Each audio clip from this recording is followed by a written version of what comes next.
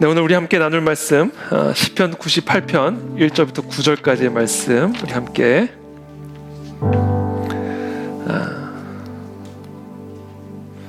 교독하겠습니다. 시편 98편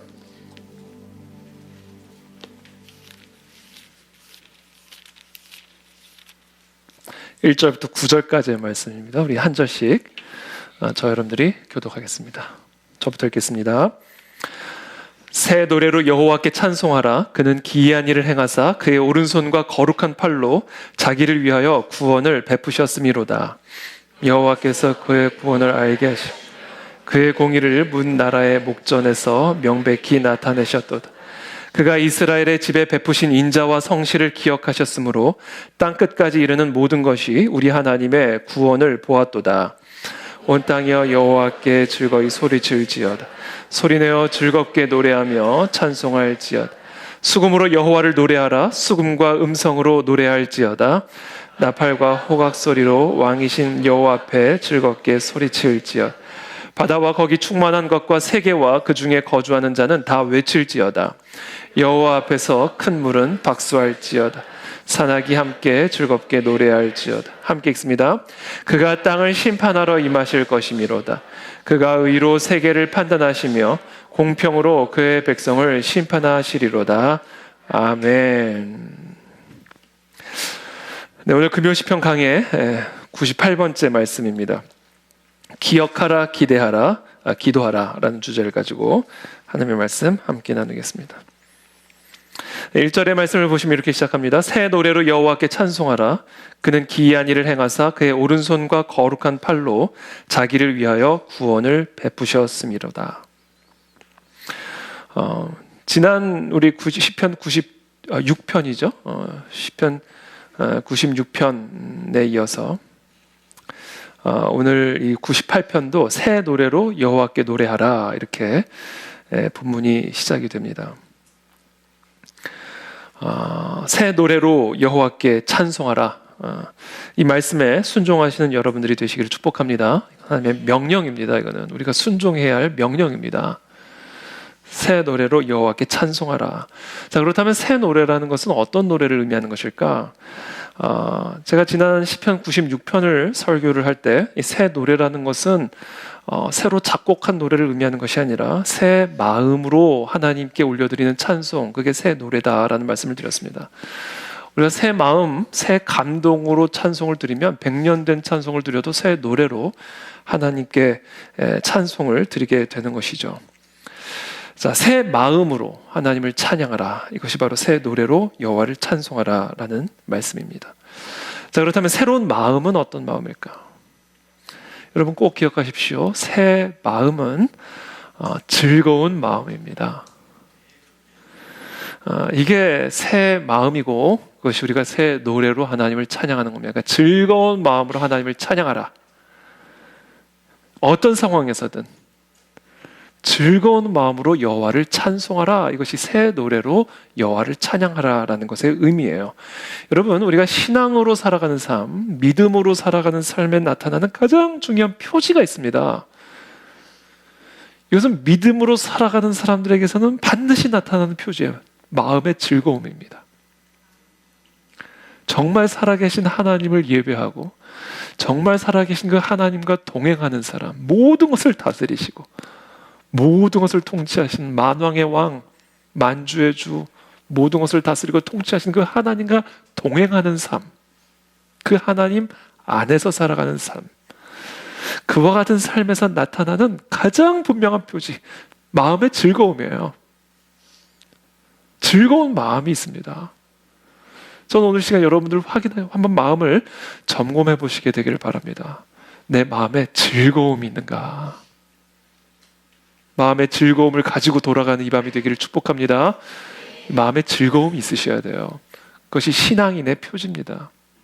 항상 점검하셔야 돼요. 우리가 건강을 체크를 할 때 항상 이 체온을 체크하잖아요.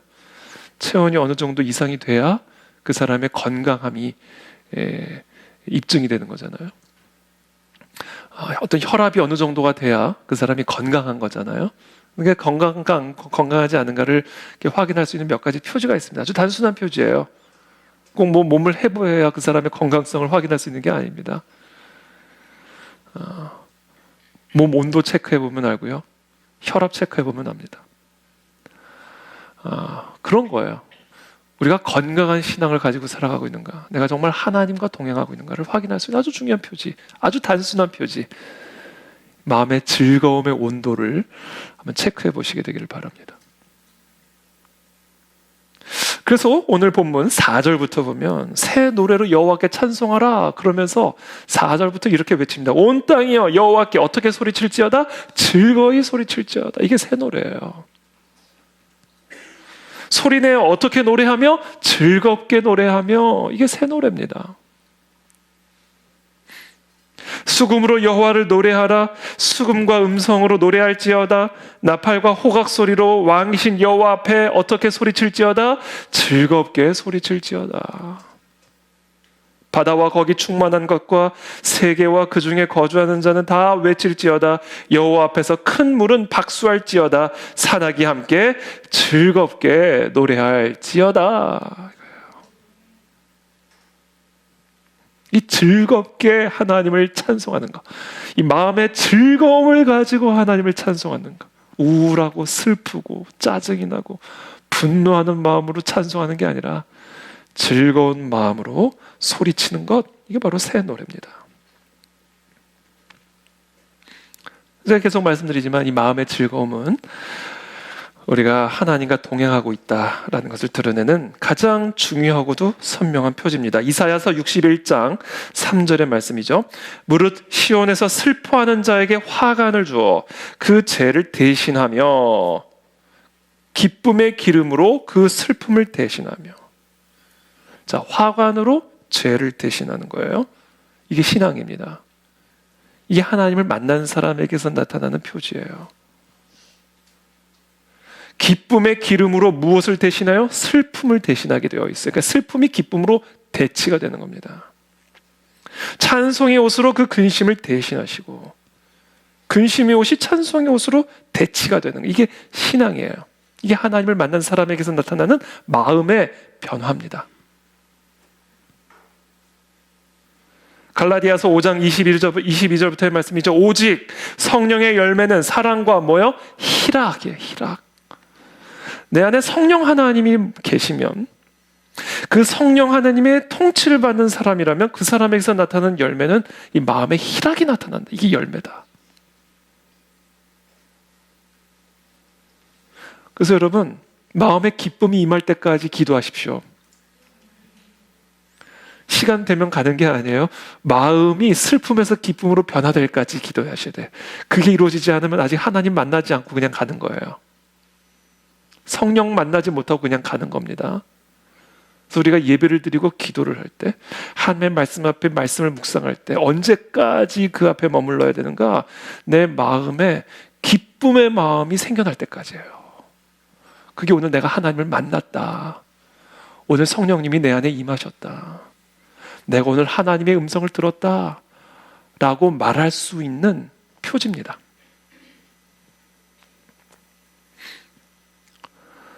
하나님의 나라는 먹는 것과 마시는 것이 아니요 오직 성령 안에 있는 의와 평강과 뭐예요? 희락이에요. 내 안에 하나님의 나라가 임하면 내 안에 희락이 임합니다. 비록 무화과 나무가 무성하지 못하며 포도나무에 열매가 없으며 감람나무에 소출이 없으며 밭에 먹을 것이 없으며 우리의 양이 없으며 외양간에 소가 없을지라도 나는 여호와로 말미암아 어떻다고요? 즐거워하며 나는 나의 구원의 하나님으로 말미암아 기뻐하리로다. 이거예요. 기쁨입니다. 기쁨. 하나님을 만나면 외양간에 소가 없어도, 우리의 양이 없어도, 무화과 나무에 아무런 소출이 없어도 하나님으로 말미암아 이게 기쁨이 나오게 돼 있단 말이에요. 물이 포도주가 되듯 슬픔이 기쁨으로 변화될 때까지 하나님 앞에 머무는 훈련을 하십시오. 그게 되지 않으면 그냥 오늘 그냥 헛 시간을 갖게 되는 거예요. 이게 우리가 우리의 삶에 꾸준히 어떻게 보면 추구해야 할 영적 훈련입니다. 만나지 않으면, 기쁨이 있지 않으면 나는 일어서지 않으리라. 왜냐면 그게 없으면 만난 게 아니니까. 그게 없으면 아직 내 하나님의 나라가 내게 임한 게 아니니까 헛수고.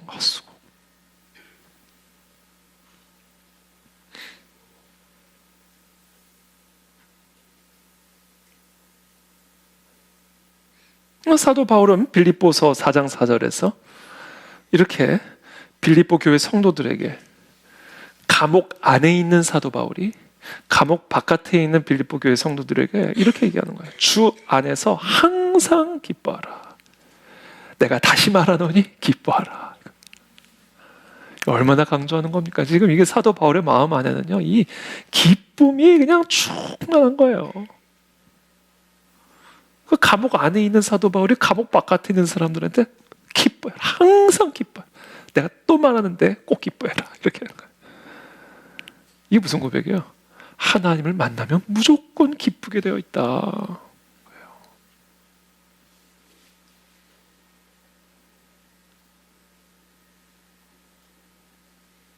그러니까 즐거운 마음으로 찬송해라. 이거예요. 이건 하나님의 명령입니다. 여러분, 오늘 마음이 즐겁지 않으신 분 혹시 한번 손 들어보시겠어요? 오늘 즐겁지 않은 마음으로 왔다. 괜찮아요.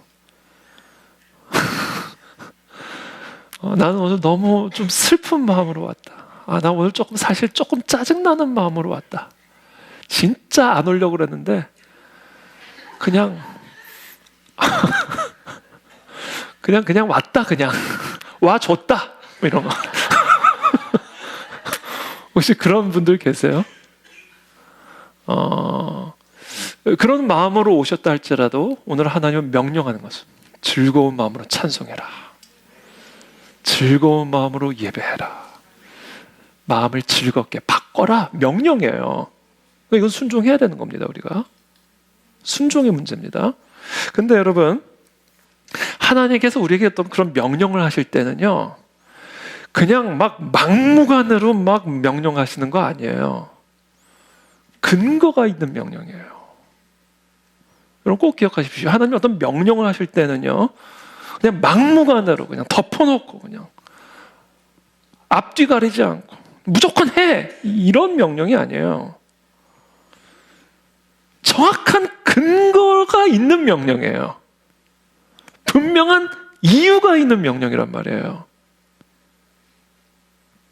그러니까 무슨 얘기냐면, 즐거운 마음으로 하나님을 찬송하라고 명령하셨을 때 무화과 나무에 소출이 없고 우리의 양이 없어 마음이 근심이 되고 슬프고 염려가 되는 그런 마음을 갖고 있는 사람들에게 무조건 너 즐겁게 찬송해, 이렇게 명령하실 때는요, 즐겁게 찬송할 만한 분명한 근거가 있기 때문에 하신 명령이란 거예요.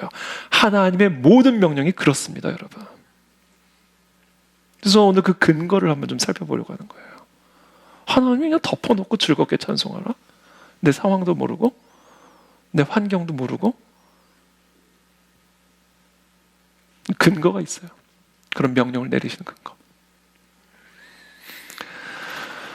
1절의 말씀이에요. 새 노래로 여호와께 찬송하라. 그는 기이한 일을 행하사 그의 오른손과 거룩한 팔로 자기를 위하여 구원을 베푸셨음이로다. 지금 이 말씀은요, 출애굽 사건을 염두에 두고 하시는 말씀입니다. 새 노래로 여호와께 찬송하라. 그는 기이한 일을 행하사, 이 근거예요. 그의 오른손과 거룩한 팔로 자기를 위하여 구원을 베푸셨음이로다. 과거형이죠. 여러분 참고로 시편, 특별히 시편에서도 마찬가지지만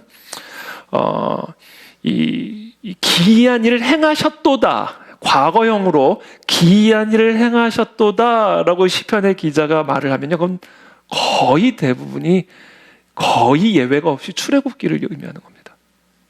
출애굽 사건을 의미하는 거예요. 출애굽 언어예요. 기이한 일을 행하셨도다. 그 지금 무슨 말씀이냐면, 새 노래로 여호와께 찬송해야 하는 근거, 하나님이 이와 같은 명령을 우리에게 내리는 그 근거가 뭐냐면 출애굽 사건에 있는 거예요. 그렇다면 이 출애굽 사건이 도대체 어떤 의미를 담고 있는 사건이기에 하나님은 그 과거의 그 사건을 근거로 오늘 우리들에게 즐겁게 하나님을 예배하고 찬송하라 명령하시는 것일까요? 이게 어떻게 우리에게 즐거운 마음으로 찬송할 수 있는 근거가 될까요? 첫 번째, 출애굽 사건은요, 어떤 의미를 담고 있는 사건이냐면 하나님이 하나님 자신을 위해서 자신의 백성을 구원한 사건을 의미하는 사건입니다. 1절이에요.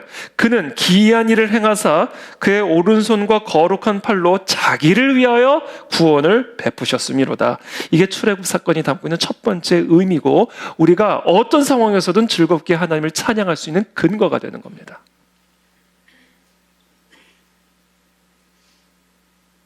하나님께서 하나님 자신을 위해서 구원을 베푸셨다? 이게 도대체 무슨 말일까? 하나님이 하나님 자신을 구원하셨다는 말인가? 하나님이 스스로를 구원해야 할 필요가 있었단 말인가? 물론 그것을 의미하는 것은 아니죠. 자, 하나님이 하나님 자신을 위해서 하나님의 백성을 구원하셨다라는 말씀은 하나님의 백성을 구하는 일은 곧 하나님 자신을 위하는 일이라는 의미예요.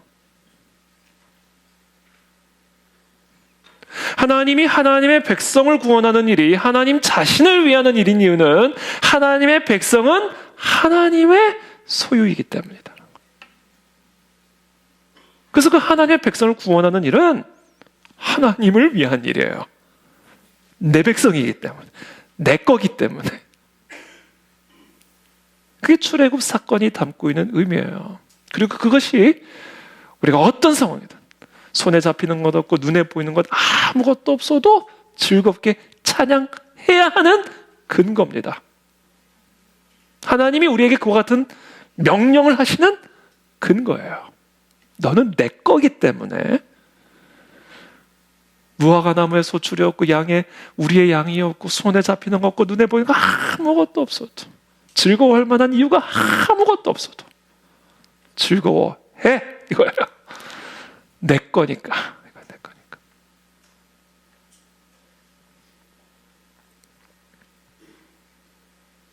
그래서 오늘 여러분들이 기도를 하실 때 내가 하나님의 소유다. 내가 하나님의 소유다. 이 사실을 깊이 묵상하면서요, 여러분들의 마음이 이 슬픔에서 기쁨으로 변화될 때까지 그것을 묵상하십시오. 그리고 그것으로 인해 감사하십시오.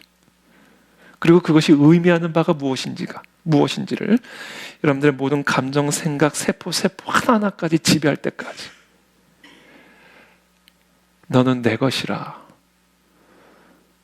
너를 구원하는 일은 곧 나를 위하는 일이다. 이것이 의미하는 바를 깊이 묵상하고 그것을 예배하고 찬양하십시오.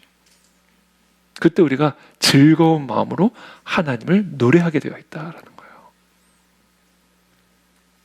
야곱아 너를 창조하신 여호와께서 지금 말씀하시느니라. 이 이사야서의 말씀은 우리가 지난 금요일 에스더 금식 마지막 기도회 때 제가 나눈 말씀이죠. 지금 바벨론의 포로로 끌려가 있는 이스라엘 백성들을 향하여 하나님이 하시는 예언의 말씀이에요. 아니 바벨론의 포로로 끌려가 있는, 어떻게 즐거운 마음으로 하나님을 노래할 수가 있겠어요? 근데 하나님은 말씀하시는 거예요. 야곱아 너를 창조하신 여호와께서 지금 말씀하시느니라.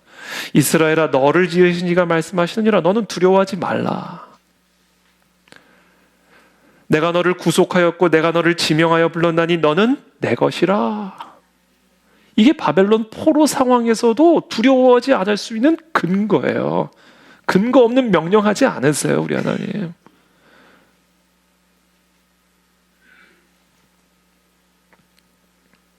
네가 물 가운데로 지날 때에 내가 너와 함께 할 것이라. 강을 건널 때에 물이 너를 침몰하지 못할 것이며 네가 불 가운데로 지날 때에 타지도 아니할 것이요 불꽃이 너를 사르지도 못하리니 대저 나는 여호와 너의 하나님이요 이스라엘의 거룩한 이요 너의 구원자임이라. 불이 있어도 괜찮다는 거예요. 물이 있어도 괜찮다는 거예요. 왜냐면 너는 내 것이기 때문에.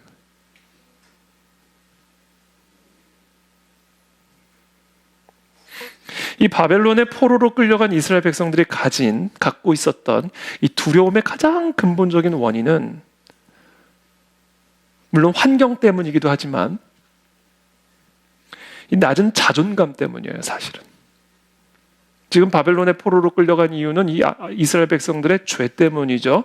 하나님을 거역하고 우상을 숭배하고 끝까지 하나님 앞에 패역한 백성으로 있다가 결국은 하나님의 심판을 받아, 징계를 받아 바벨론의 포로로 끌려가게 된 거예요.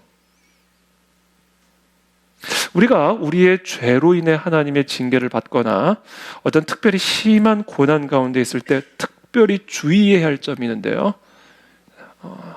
낮은 자존감을 갖게 되는 겁니다. 이걸 특별히 주의하셔야 됩니다.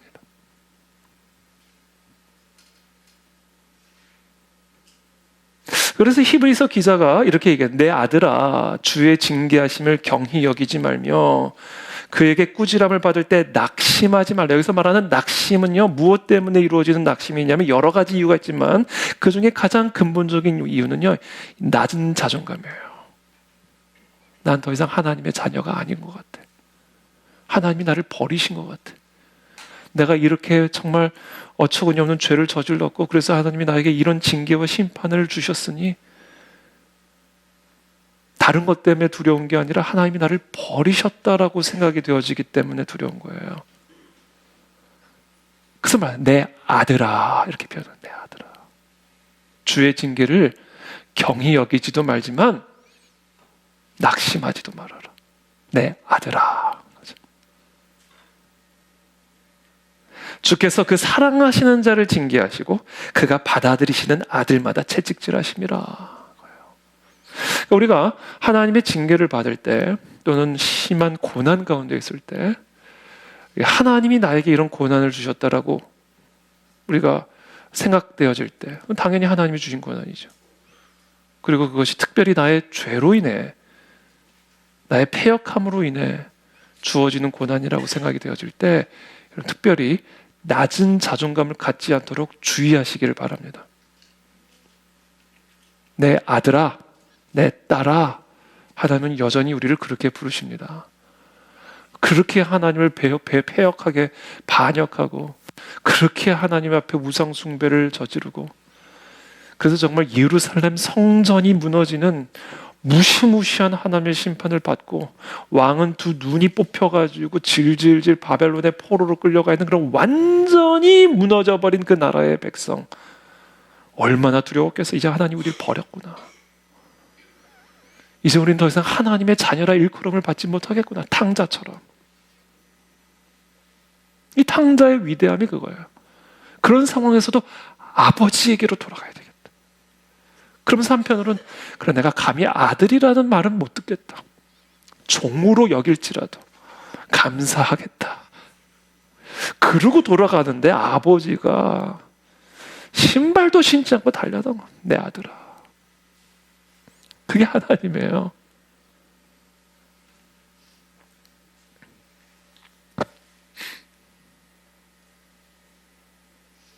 그래서 말씀하시는 거 이사야서 43장에 네가 내 눈에 보배롭고 존귀하며 내가 너를 사랑하였은즉 내가 네 대신 사람들을 내어주며 백성들이 네 생명을 대신하리니 두려워하지 말라.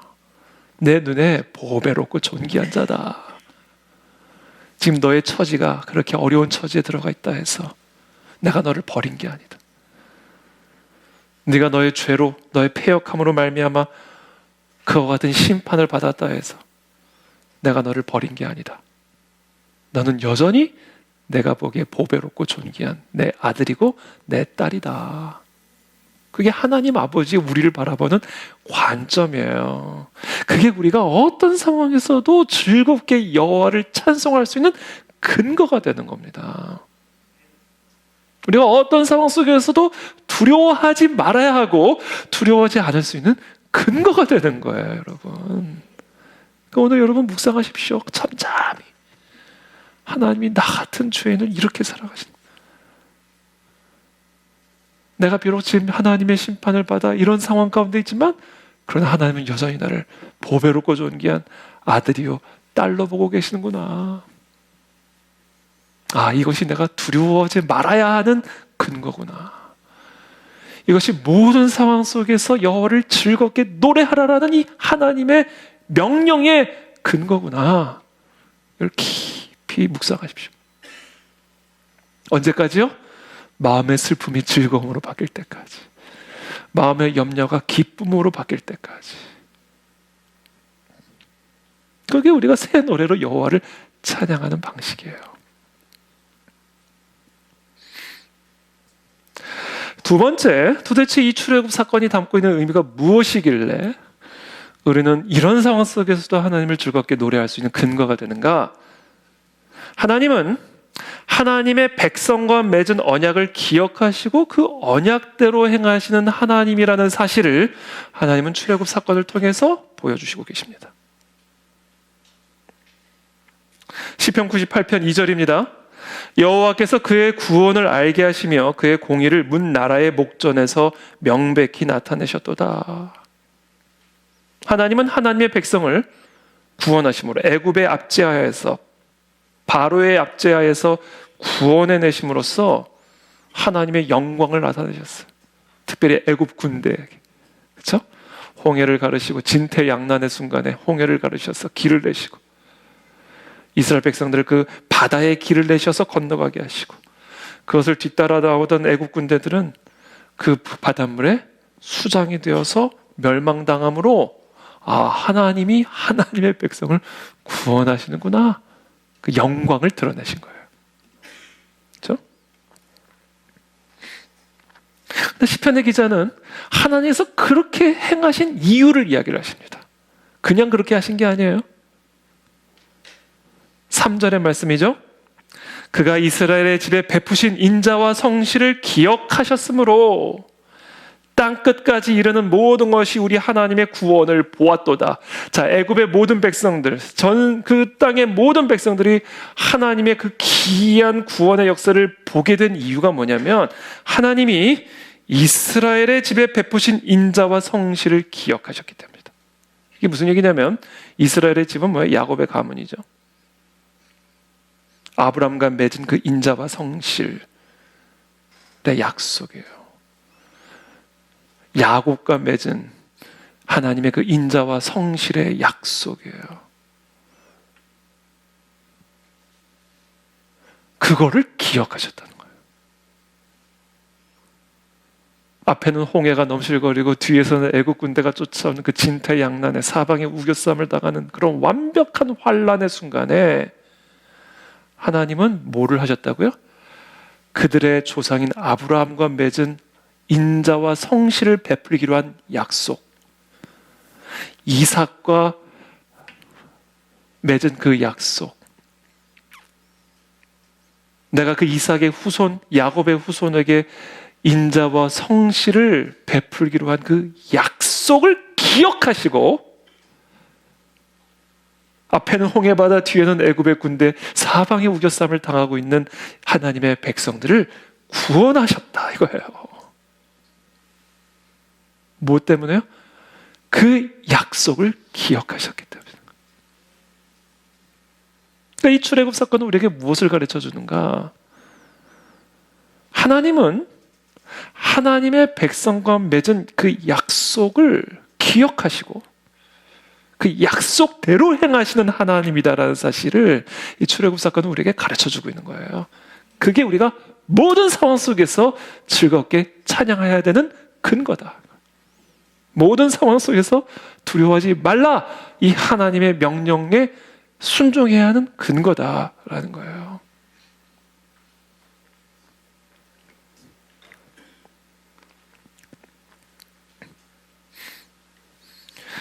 그러니까 지금 여기서 말씀하는 이스라엘의 집에 베푸신 인자와 성실을 기억하셨으므로, 즉 이스라엘의 집에 베푸신 인자와 성실의 그 약속을 기억하셨다는 얘기예요. 이거는 하나님의 기억력을 강조하는 표현이 아닙니다. 뭐 하나님은 뭐 까먹고 있다가 갑자기 그렇지 그러고 한 게 아니에요. 이런 표현을 신학적인 표현으로 신인동형론적 표현이라고 말합니다. 하나님을 인간적으로 표현하는 거예요. 인간의 이해를 돕기 위해서. 하나님이 후회하셨다? 창세기에 보면 그런 표현이 있죠. 그래서 노아의 홍수로 쓸어버리기로 결단하시잖아요. 하나님이 후회를 하셔? 아니, 하나님이 후회하실 일을 하시지 않죠. 신인 동형론적 표현. 하나님을 인간적으로 표현함으로써 인간이 하나님을 이해하게 만드는 거예요. 자, 하나님이 이스라엘의 집에 베푸신, 이스라엘의 집과 맺은 인자와 성실을 베풀기로 한 그 약속을 기억하셨다는 얘기는 하나님은 약속하신 대로 행하시는 신실하신 하나님이라는 사실을 강조하기 위한 신인 동형론적 표현이에요.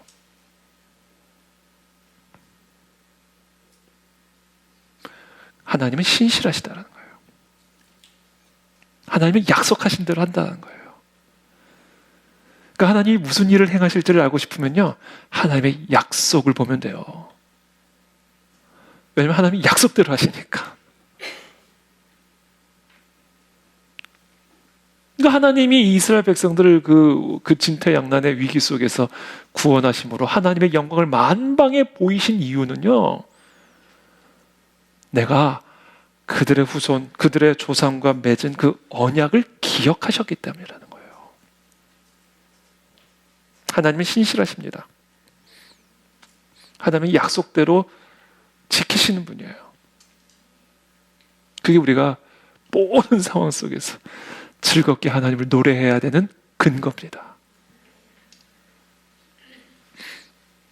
요셉이 억울한 누명을 쓰고 감옥에 들어갔을 때 거기서 바로의 술 맡은 관원장과 또 빵 굽는 관원장을 만나게 되죠. 이 두 사람이 거기서 꿈을 꾸게 됩니다. 그리고 요셉이 그 꿈을 해몽을 해주죠. 그래서 술 맡은 관원장은 조금 있다가 풀려나가게 될 것이라고 해석해주고, 빵 굽는 관원장은 죽게 될 거라고 얘기를 해줍니다.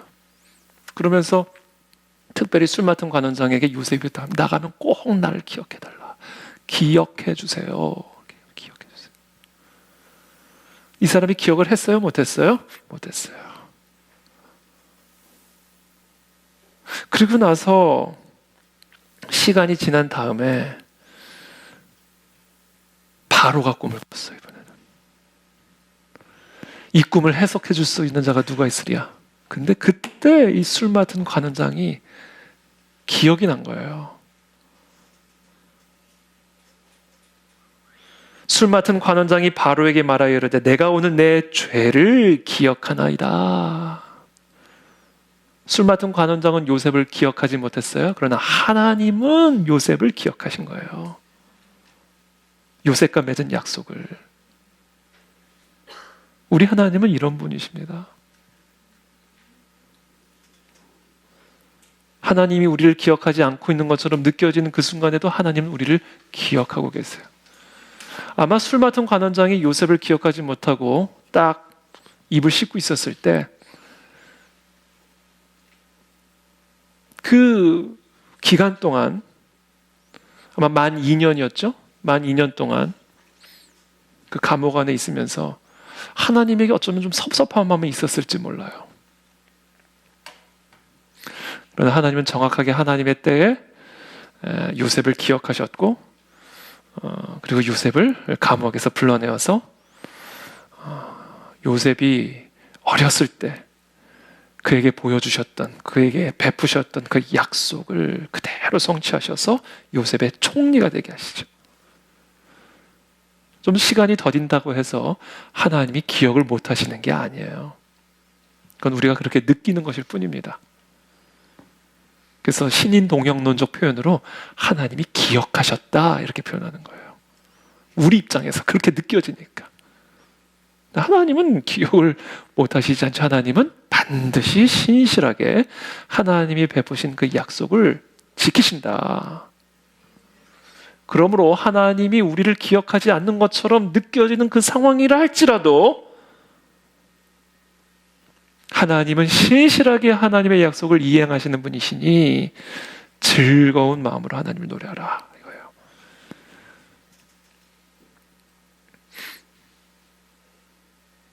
이사야서 52장 11절 제가 너무 좋아하는 말씀이죠. 내 입에서 나가는 말도 이와 같이 헛되이 내게로 되돌아오지 아니하고 나의 기뻐하는 뜻을 이루며 내가 보낸 일에 형통함이니라. 하나님이 한번 말씀을 하시면, 인간은 그래요. 연약하니까 입으로 말한 게 뭐 까먹을 때도 있고, 또는 좀 상황이 바뀌어가지고 그 말대로 이행할 수 없는 경우들도 있고. 그러나 하나님은 그렇지 않아요. 하나님은 하나님의 입에서 나온 말은 무조건 이루어지게 되어 있어요. 그래서 우리는 모든 상황 속에서 하나님의 약속을 봐야 돼요.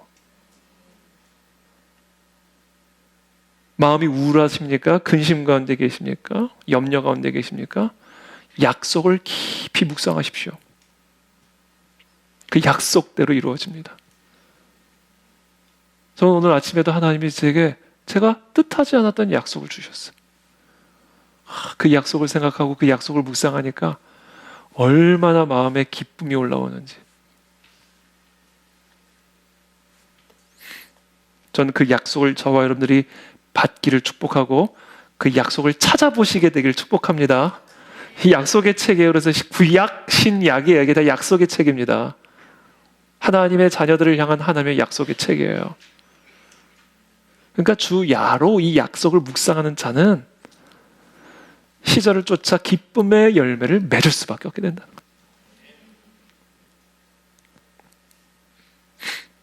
세 번째, 출애굽 사건이 우리에게 말씀하시는 모든 상황 속에서 즐거운 마음으로 하나님을 찬양해야 하는 그 근거.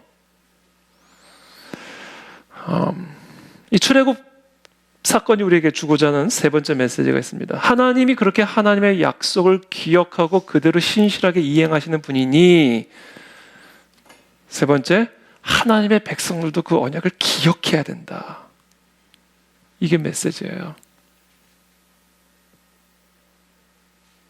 하나님은 이스라엘과 맺은 인자와 성실의 언약을 기억하셨고 그 언약대로 구원을 베푸셨어요. 그러니까 우리도 기억해야 돼요.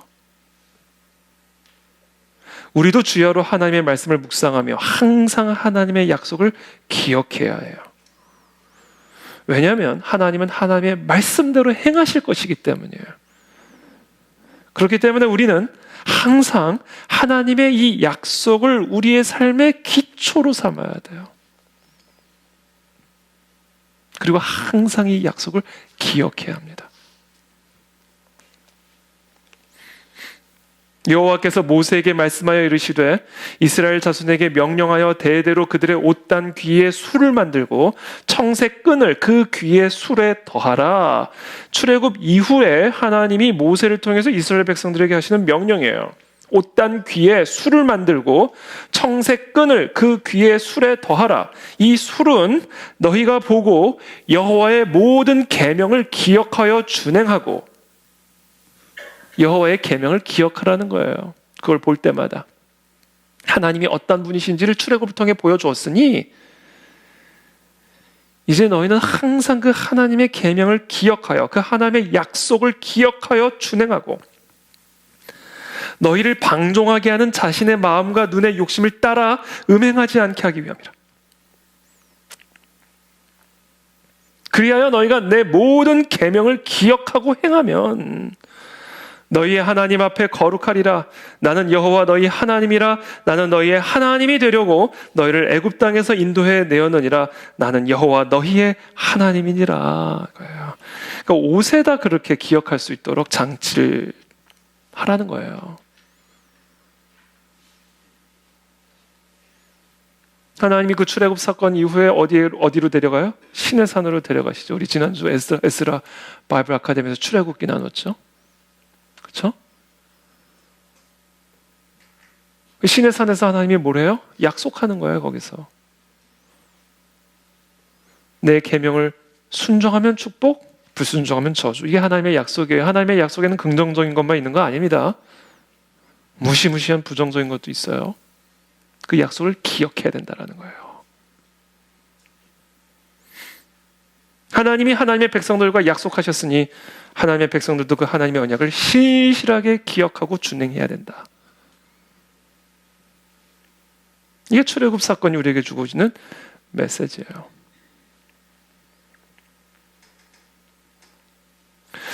자, 그러므로 하나님의 백성들은 모든 상황 속에서 이 하나님의 계명을, 하나님의 약속을 기억해야 합니다. 네 번째, 그것을 기억하고 하나님께서 행하실 제2의 출애굽, 제3의 출애굽을 뭐하라? 기대해야 됩니다. 모든 상황 속에서 하나님의 약속을 기억하고 그리고 제2의 출애굽, 제3의 기이한 출애굽을 기대하라 이거예요. 이게 출애굽이 담고 있는 메시지요. 우리가 모든 상황 속에서 즐겁게 하나님을 노래해야 하는 근거입니다. 98편 1절부터 8절까지 다시 한번 쭉 읽어드릴게요. 새 노래로 여호와께 찬송하라. 그 근거가 뭐예요? 그는 기이한 일을 행하사 그의 오른손과 거룩한 팔로 자기를 위하여 구원을 베푸셨음이로다. 출애굽 사건 때문이다라는 거예요. 여호와께서 그의 구원을 알게 하시며 그의 공의를 문나라의 목전에서 명백히 나타내셨도다. 그가 이스라엘의 집에 베푸신 인자와 성실을 기억하셨으므로 땅끝까지 이르는 모든 것이 우리 하나님의 구원을 보았도다. 하나님이 하나님의 백성과 맺은 그 언약을 기억하셨기 때문에 이런 구원이 펼쳐졌으므로 그 하나님의 약속을 기억함으로 찬송하라 명령하시는 거예요. 온 땅이여 여호와께 즐거이 소리칠지어다. 소리내어 즐겁게 노래하며 찬송할지어다. 수금으로 여호와를 노래하라. 수금과 음성으로 노래할지어다. 나팔과 호각 소리로 왕이신 여호와 앞에 즐겁게 소리칠지어다. 바다와 거기 충만한 것과 세계와 그 중에 거주하는 자는 다 외칠지어다. 여호와 앞에서 큰 물은 박수할지어다. 산악이 함께 즐겁게 노래할지어다. 즐겁게 이 하나님의 약속을, 하나님의 백성과 약속을 맺으신 그 인자와 성실의 그 약속을 기억함으로 즐겁게 노래하라. 그거예요. 그러면서 이 시편의 결론은 이거예요. 9절입니다. 그가 땅을 심판하러 임하실 것이미로다. 너희를 핍박하는 그 바로를, 너희를 억압하는 그 바벨론을 심판하러 임하실 것이다. 미래형으로 바뀝니다. 이 과거의 이야기를 계속하면서 그것을 근거로 하여 하나님이 어떤 분인지를 설명했고 그 하나님의 성품, 기억하신 그 하나님을 근거로 즐겁게 외치고 즐겁게 노래하라. 이것이 우리가 모든 상황 속에서 즐겁게 노래해야 되는 근거다 라고 말씀하시면서 결국 이 시편의 결론은 뭐예요? 그러니까 기대해라 이거예요. 기대하면서 즐겁게 노래하라는 거예요. 하나님은 그런 분이니까.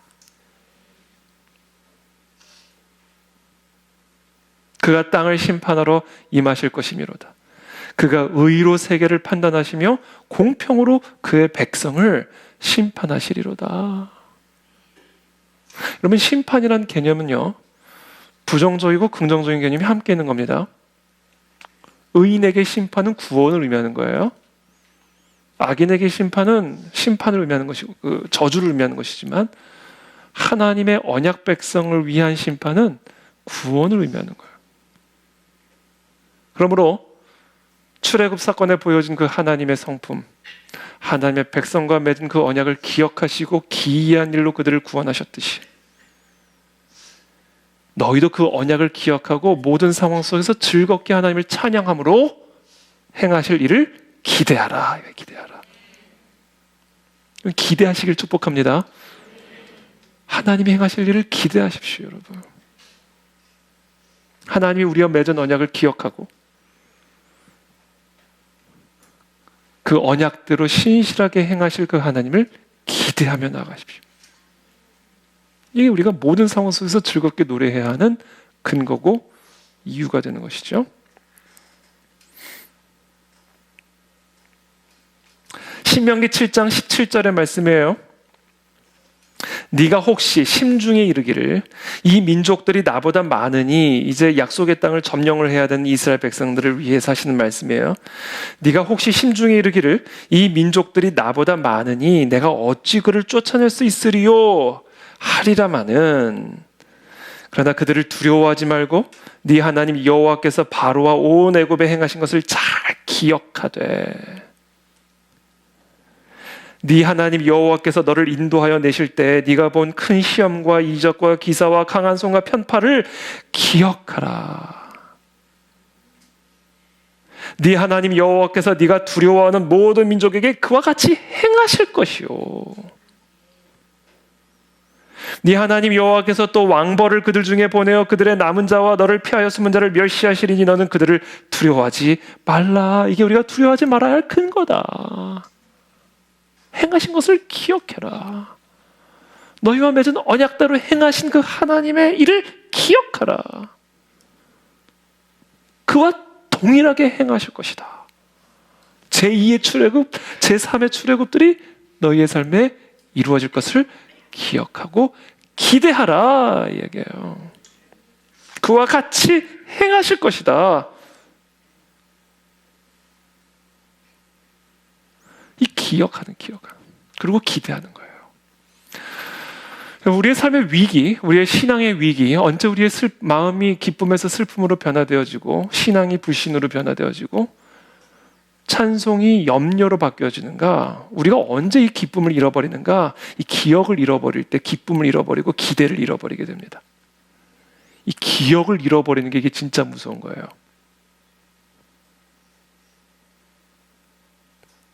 예수님이 오병이어의 기적을 베푸시잖아요. 그리고는 이제 다시 배를 타고 가시는데 바리새인과 사두개인들의 누룩을 주의하라 그렇게 얘기하셨어요, 예수님이. 그랬더니 제자들이요, 어머, 우리 빵 두고 왔네? 그 얘기를 하는 거예요. 예수님이 지금 누룩을 얘기를 하니까 누룩 조심하라, 누룩 얘기를 하니까 빵 얘기를 하는, 빵 얘기하시는 줄 안 거예요. 그래서 빵 두고 왔네? 염려가 일어난 거예요. 누룩을 주의하라 그랬더니 빵 없음을 염려한 거예요. 그때 예수님 말씀하시는 거예요. 떡 7개로 4,000명을 먹이고 준 것이 몇 광주렸는지를 뭐 하지 못하느냐? 기억하지 못하느냐? 지금 빵을 염려하냐 너 지금? 내가 지금 떡 7개로 4,000명을 먹이고 준 것이 몇 광주렸는지를 기억을 하지 못하냐? 이 기억을 잃어버리니까 하나님의 그 기이한 일, 하나님의 백성과 맺은 언약을 그대로 행하신다라는 이 하나님의 전능하신 기이한 역사를 잃어버릴 때 이 염려가 들어오는 거예요. 이 망각이 우리의 적입니다. 안식 후 첫날 새벽에 여자들이 준비한 향품을 가지고 무덤에 가서 예수님의 시체를 이제 닦으려고 닦았더니 돌이 무덤에서 이미 굴려 옮겨진 것을 본 거예요. 그리고 놀라서 들어가니까 주 예수의 시체가 보이지 아니하더라. 이로 인하여 뭐 할 때? 근심할 때 마음에 근심이 들어왔어요. 염려가 들어왔어요. 두려움이 들어왔어요. 근데 그때 문득 찬란한 옷을 입은 두 사람이 곁에 섰는지라 여자들이 두려운 마음이 들어와요. 얼굴을 땅에 대니 두 사람이 이르되 어찌하여 살아있는 자를 죽은 자 가운데서 찾느냐? 아니 예수님이 부활을 하셨는데 왜 울고 있느냐? 예수님이 죽음을 이기시고 약속하신 대로 말씀하신 대로 신실하게 죽음을 이기고 부활하셨는데 왜 너는 산 자를 죽은 자 무덤 가운데서 찾고 있느냐? 왜 그리고는 염려하느냐? 왜 울고 있느냐? 이 부활의 아침에, 사망을 이긴 이 부활의 아침에 그 이유가 뭐예요? 천사가 이렇게 말합니다. 갈릴리에 계실 때 너희에게 어떻게 말씀하셨는지를 뭐하라? 기억하라. 하나님이 너희와 맺은 그 말씀 한 구절 한 구절 허투루 듣지 말고 기억해내라다.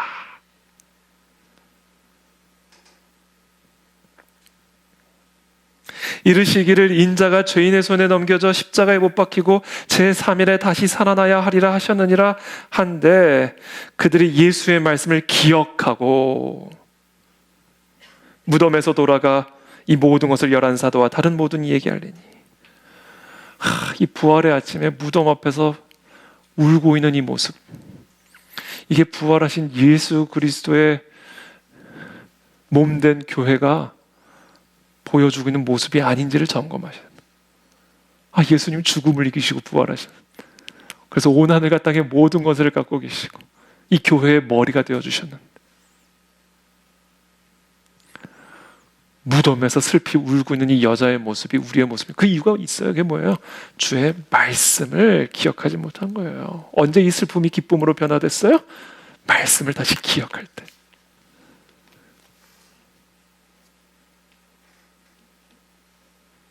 그때 우리 안에 이 기대감, 부활하신 예수 그리스도를 만나게 될 그 기대감, 그러니까 결국은요, 이 말씀, 이 약속의 말씀을 기억하는 것에 모든 게 달려있는 겁니다.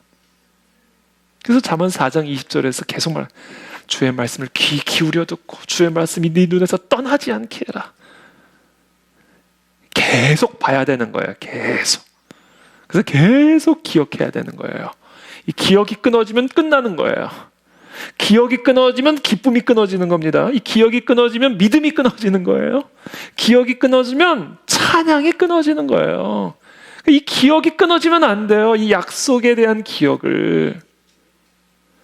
그러니까 잠언 4장 20절에서 23절에서 말씀하셨던 거야. 말씀을 눈에서 떼지 마라. 전 진짜 이러고 다니고 싶어. 이러고 다니고 싶어. 이걸 떼지 마라. 떼지 마라.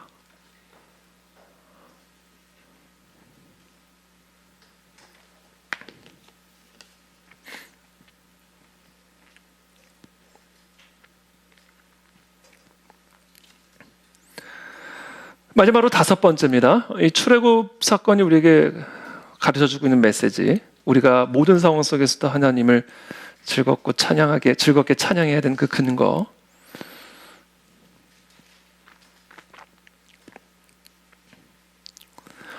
이 출애굽기가 우리에게 주는 메시지가 있습니다. 5번째 메시지인데 이게 뭐냐면 하나님께서 우리에게 행하실 제2의 출애굽, 제3의 출애굽을 기억하고 하나님께서 행하신 제1 출애굽을 기억하고 그리고 기대하고 그 다음에 마지막으로 3번째 뭐 하라? 기도하라. 기도하라. 기도하면 된다. 기도하면 하나님이 일하신다.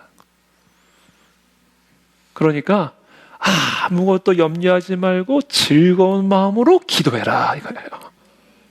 아무것도 염려하지 말고 모든 일에 오직 기도와 간구로 너희 구할 것을 어떻게 하라?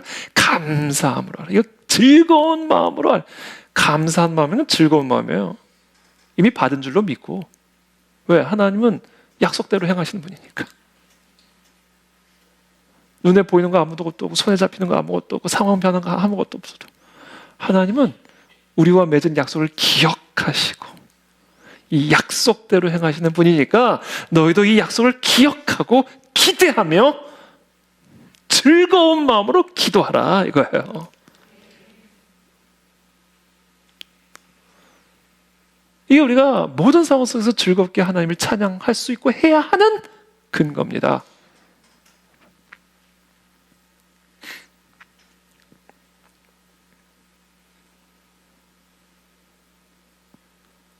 출애굽기 2장 24절부터 25절이죠. 하나님이 그들의 고통 소리를 들으시고 그들의 부르짖음을 들으시고 하나님이 아브라함과 이삭과 야곱에게 세운 그의 언약을 기억하사 하나님이 이스라엘 자손을 돌보셨고 하나님이 그들을 기억하셨더라 이거예요. 여러분, 하나님은 하나님이 우리와 약속을 하신 대로 그 약속을 기억하시고 행하십니다.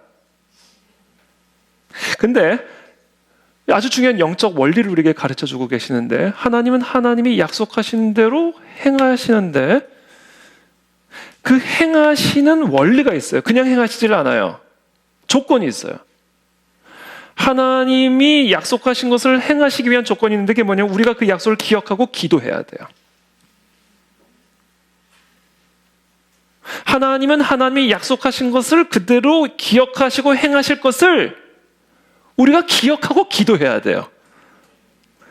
그래야 하나님이 약속대로 이행을 하십니다. 그래서 복잡하지 않죠?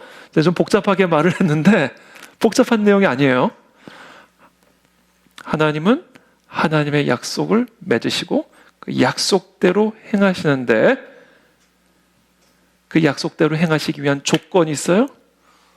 우리가 그 약속을 기억하고 기대함으로 기도해야 돼요. 그때 하나님은 하나님의 약속을 기억하고 약속대로 이행하십니다. 이게 조건이에요.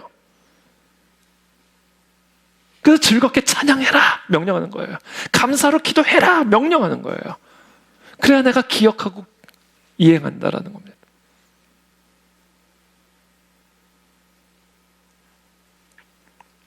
에스겔서 36장 35절의 말씀이에요. 사람이 이르기를 이 땅이 황폐하더니 이제는 에덴 동산같이 되었고 황량하고 적막하고 무너진 성읍들의 성벽과 주민이 있다 하리니 제2의 출애굽을 행하신다는 거예요. 바벨론의 포로로부터 구원하여 완전히 파괴된 그런 황폐한 땅이 제2의 에덴 동산이 되게끔 하나님이 새롭게 하시겠다는 거예요. 뭐를 근거로? 하나님의 백성과 맺은 언약을 근거로 그렇게 하시겠다는 거예요. 너희 사방에 남은 이방 사람이 나 여호와가 무너진 곳을 건축하며 황폐한 자리에 심은 줄을 알리라. 나의 구원을 다 알리라. 나 여호와가 말하였으니 이루리라. 나는 내가 약속한 대로 행한다. 주 여호와께서 이같이 말씀하셨느니라. 그러면서 뭐라고 말씀하세요? 그래도 나는 무조건 내가 약속한 대로 그것을 기억하고 무조건 그대로 이루는데 그래도 이스라엘 족속이 이같이 자기들에게 이루어주기를 내게 뭐 해야 할지라? 구하여야 할지라 이거예요. 그러니까 기도를 해야 돼요. 그게 우리가 하나님의 약속을 기억하고 기대하는 표현이고 방식이에요. 정말 저와 여러분들이 하나님의 약속을 기억하고 있고 그 약속대로 행하실 것을 기대한다면 그 약속대로 이루어지기를 기도하셔야 된다는 거예요. 그게 하나님이 우리를 구원하시는 방식입니다. 그 기도해야 되는 거예요. 기도. 또 어떻게? 즐거운 마음으로. 왜? 약속하신 대로 할 거니까. 아직 받지 않았어도 받은 걸로 믿고 감사함으로 구할 것을 염려함으로 기도하지 말고 감사함으로 기도하라는 거예요. 이게 우리가 즐겁게 하나님을 찬양하고 즐거운 마음으로 기도해야 하는 근거가 되는 겁니다.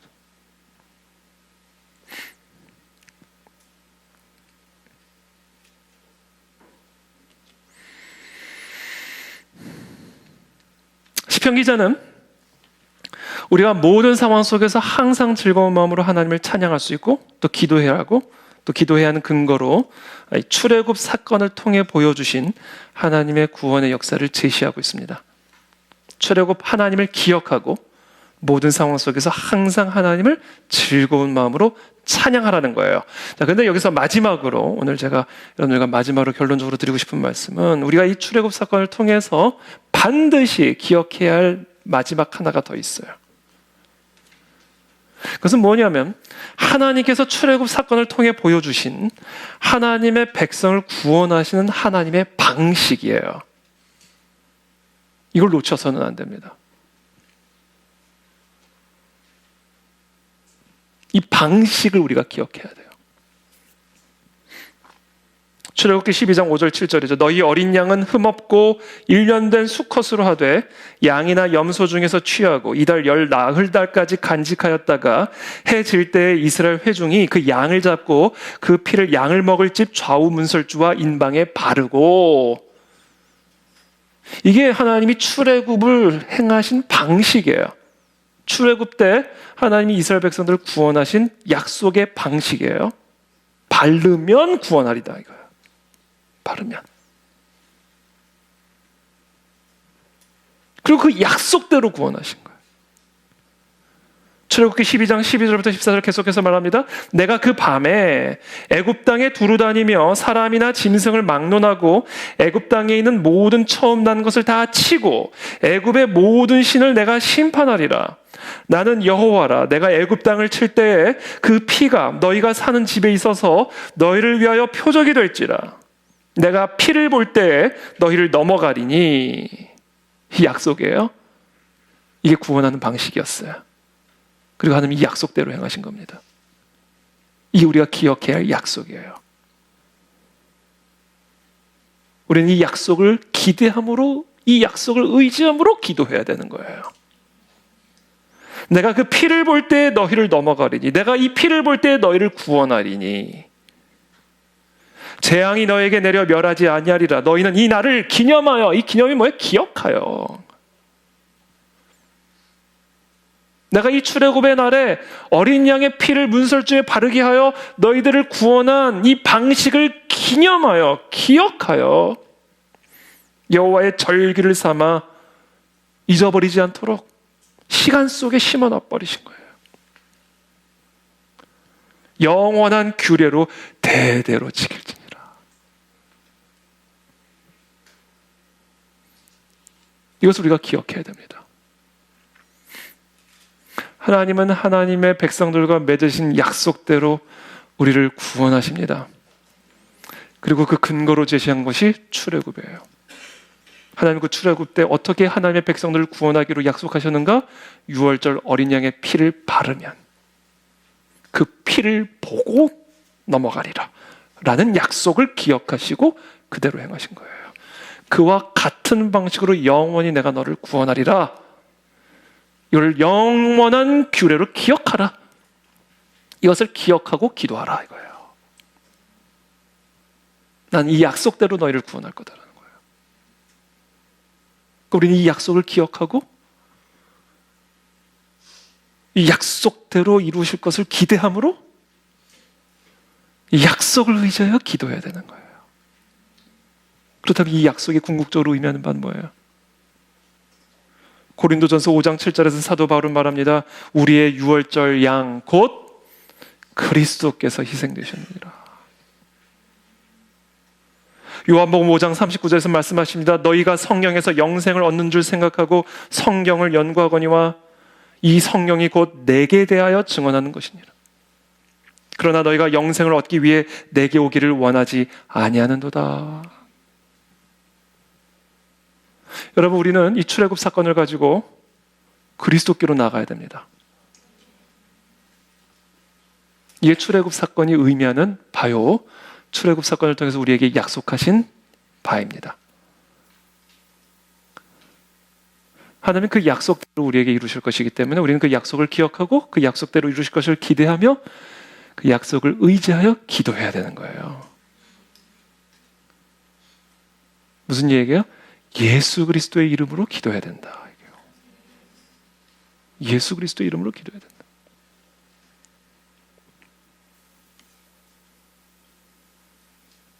내 이름으로 무엇이든지 내게 구하면 내가 행하리라. 그럼 도대체 예수 그리스도의 이름으로 기도한다는 의미가 뭐예요? 로마서 3장 23절부터 26절에 말합니다. 모든 사람이 죄를 범하였음에 하나님의 영광에 이르지 못하더니 모든 사람이 하나님을 거역하고 반역함으로 말미암아 하나님과 단절되었으니, 그래서 하나님 안에 있는 생명이 내게 흘러들어올 수 없고 하나님 안에 있는 능력이 내게 흘러들어올 수 없고, 그래서 우리는 저주와 심판 아래 있을 수밖에 없게 되었으니 그리스도 예수 안에 있는 성령으로 말미암아 예수 그리스도, 하나님의 본체이신 예수 그리스도를 인간의 모습으로 이 땅 가운데 오게 하셔서 우리를 대신하여 십자가에서 우리의 죄값을 지불하게 하심으로 말미암아 하나님의 은혜로 값없이 우리가 의롭다 하심을 얻은 자 되었느니라. 우리의 죄로 말미암아 하나님의 영광에 이를 수 없는, 하나님의 생명을 누릴 수 없는, 하나님의 은혜를 누릴 수 없는 우리를 위하여 하나님이 인간의 옷을 입고 이 땅에 내려오셔서 십자가에서 우리의 모든 죄를 대신하여 심판을 당하심으로 우리를 지배하던 하나님의 진노로부터 우리를 구원하셨다라는 거예요. 하나님의 진노로부터 우리를 구원하셨다는 얘기는 이제 하나님과 우리 사이의 관계가 의로운 관계, 올바른 관계로 변화되었다라는 얘기예요. 그 얘기는 하나님과 우리 사이에 단절된 관계가 다시 이어졌다는 얘기예요. 그 얘기는 이제 하나님 안에는 생명이 우리 안에 흘러들어올 수 있게 되었다는 얘기예요. 하나님 안에 있는 그 영원한 능력이 우리 안에 흘러 들어오게 되었다는 얘기예요. 무엇 때문에? 예수 그리스도 유월절 어린 양의 피 때문에. 그래서 우리는 모든 기도를 그리스도의 이름으로 기도해야 된다는 거예요. 이게 하나님이 출애굽 사건을 통해서 우리에게 약속하신 바입니다. 그냥 기도하면 안 돼요. 예수 그리스도 이름으로 기도를 해야 돼요. 예수 그리스도 이름으로 기도한다는 얘기는 뭐예요?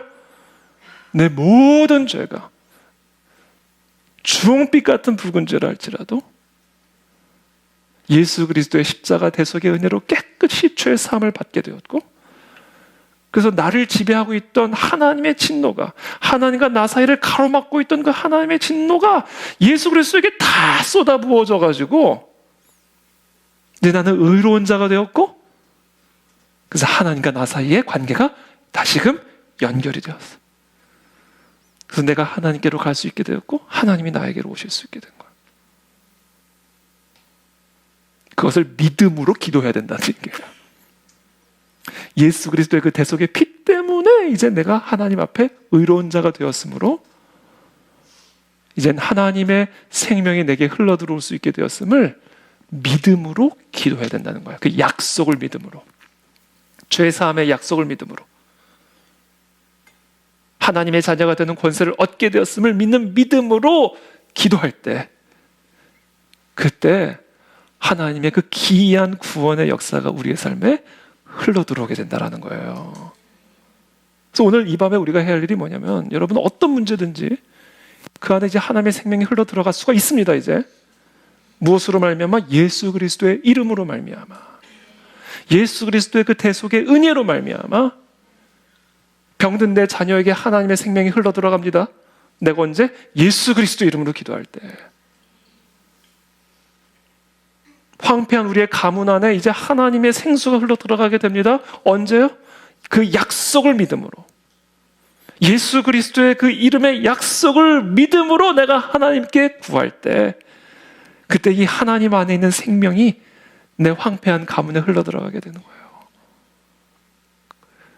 그걸 위해서 우리는 날마다 기도하는 겁니다.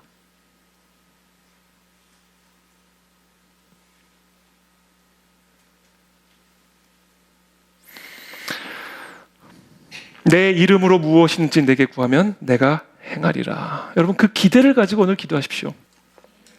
그 기대를 가지고 즐거운 마음으로 기도하십시오. 예수 그리스도의 이름으로 병든 자가 치유를 얻게 될 것이고, 예수 그리스도의 이름으로 안전병이가 일어나는 역사들이 일어날 줄을 믿습니다. 오늘 제가 새벽에 나눈 말씀인데, 그 복음을 전하잖아요. 예수 그리스도의 이름으로 일어나라 그러잖아요. 베드로와 요한이 안진뱅에게 예수 그리스도의 이름으로 일어나, 이렇게 들어가는 거예요. 예수 그리스도의 이름을 의지하여 내가 기도할 때 이 안진뱅에게 하나님의 생명이 내 그 약속을 믿음으로 드리는 그 기도를 통해 흘러 들어가는 겁니다. 신비한 힘이 그 죽어있는 다리에 들어가게 되는 거예요. 그러니까 일어나서 찬송을 하기 시작하잖아요. 근데 오늘 본문에 보니까 그런 일이 일어난 이유를 제가 오늘 알았어요. 사람들이 대제사장과 막 유대인들이 너 다시는 그리스도의 이름으로 전하지 말아라, 막 이적이 일어나니까, 하나님의 생명력이 막 나타나니까 그리스도의 이름으로 가르치지 말고 그리스도의 이름으로 말하지 말라, 그 얘기를 하거든요. 근데 그때 이 사도 베드로와 요한이 내가 너희 말 듣는 게 좋으냐, 하나님 말씀 듣는 게 옳으냐, 나는 이것을 중단할 수 없다. 그래도 이제 옥에 가둬버려요. 근데 옥문이 열립니다. 그럼 나가서 계속 예수 그리스도 이름을 전하라, 그렇게 얘기를 합니다. 근데 그때 이 베드로와 요한이 뭐라고 말씀을 하냐면, 나는 이 일의 증인이야. 너희가 십자가에 못 박아 죽인 그 예수를 하나님이 다시 살리셨고, 나는 그 일의 증인이고 또한 성령이 그 일의 증인이다, 이 얘기를 하세요. 이게 진짜 중요한 말씀입니다, 여러분. 우리가 이 예수 그리스도의 복음을 의지하고 이 예수 그리스도의 복음을 증언하고 이 예수 그리스도의 십자가 약속만을 높여드릴 때요, 그게 진리임을 성령께서 증언해 주신다는 거예요. 오늘도 제가 이 복음을 증언했단 말이에요. 그러면 성령 하나님께서 오늘 제가 선포한 이 그리스도의 십자가의 약속이 진리라는 사실을 입증해 주신다는 거예요.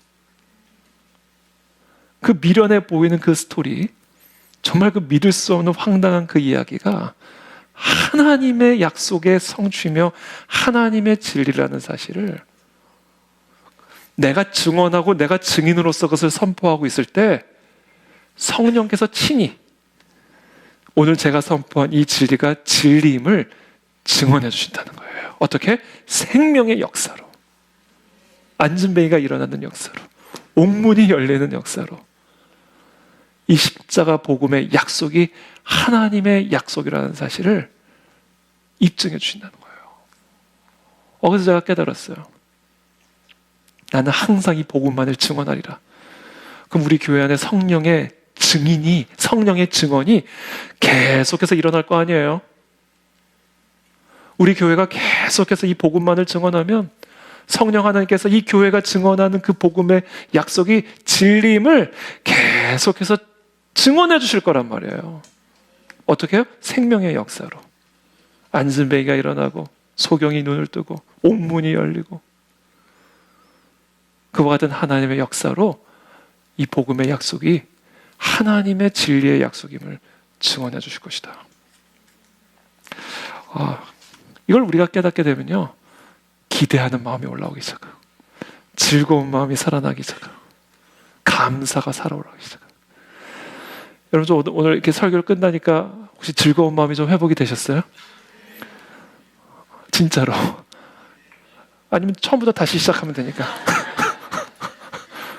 즐거워하십시오. 근거가 있는 명령입니다. 그리고 그 근거는 바로 예수 그리스도의 십자가 복음이다. 그것을 의지하여 기뻐할 때, 그것을 의지하여 기도할 때 성령께서 그것이 진리임을 우리의 심령 속에, 우리의 삶 속에 생명의 역사로 증언해 주실 줄을 믿습니다. 함께 기도하며 나가겠습니다.